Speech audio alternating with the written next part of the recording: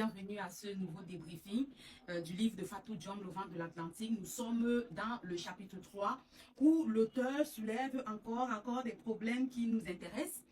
L'auteur nous fait comprendre la portée de la domination française sur les pays africains. Bon, ça on le sait déjà, c'est pas l'objet de notre débriefing parce que bon, jusqu'ici de l'eau a coulé. Elle parle notamment des vieux colons, des entraîneurs de football qui sont des blancs, la femme des présidents blanches, la langue française, etc. Tout ce qui est ça.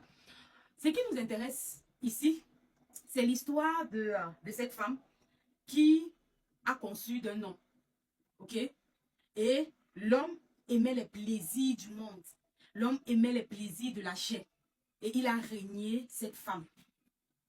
Heureusement, comme Fatou Diom le dit, dans le désert, quand tu te promènes dans le désert, il est fort probable que tu rencontres un oasis. Elle a donc rencontré un homme qui l'a accepté avec cet enfant. Il a donné l'éducation à cet enfant et aujourd'hui, cet enfant est célèbre. Il est devenu footballeur. Son père biologique ou son géniteur ne peut que observer l'espoir de son enfant via la télévision, etc. Vous voyez que ici, l'auteur nous fait comprendre qu'il ne faut pas baisser les bras. Dans notre souffrance, il y a de l'espoir toujours. Quand j'ai apprécié, quand tu te promènes dans le désert, il est possible que tu tombes sur un oasis. Allez, j'en suis, tu dois retenir quelque chose de ce débriefing. Retiens seulement cette note forte de Fatou Diom. Quand tu te promènes dans le désert, il est possible que tu rencontres un oasis. Dites-moi, qu'est-ce que vous devriez faire ou alors qu'auriez-vous fait à la place de cette femme? Parce que un geste qui m'a le plus marqué, c'est que malgré que le père a refusé de s'occuper de l'enfant, elle l'a tenu à garder le nom du véritable père.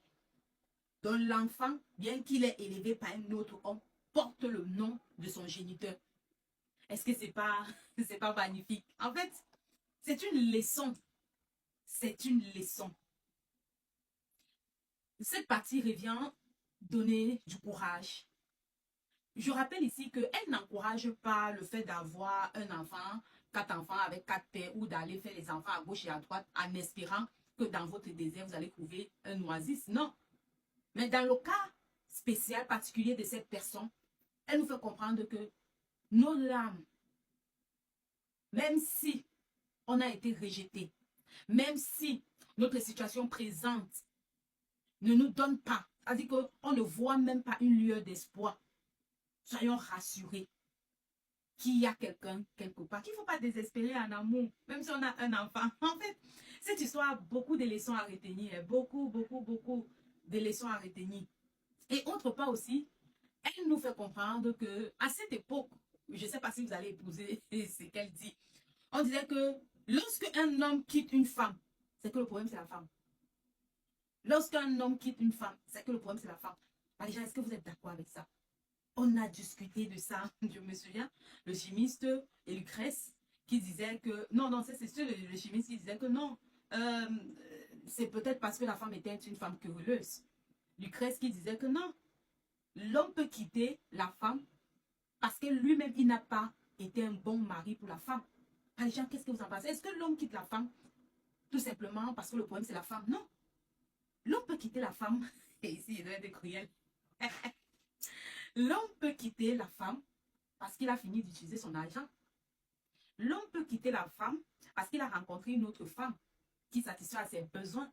L'homme peut quitter la femme à cause de la belle famille, à cause de la société, à cause de son rang social. L'homme peut quitter la femme pour autre raison. Lorsqu'il y a séparation, et même si c'est l'homme qui quitte, ce n'est pas forcément la femme qui est le problème. Ça peut être qu'il est venu vers la femme avec ses intérêts personnels, avec ses plans, et il se rend compte que la femme a découvert, parce que c'est aussi ça, la femme peut avoir découvert le plan de l'homme, et il se sent inférieur, il préfère quitter la femme. S'il a fini d'utiliser, ou la femme est devenue sage, il va quitter la femme, il va aller chercher une autre femme qui est bête, ou alors chercher une autre proie qui va dévorer. L'homme peut quitter la femme pour plusieurs raisons qui émanent de lui, pas forcément de la femme.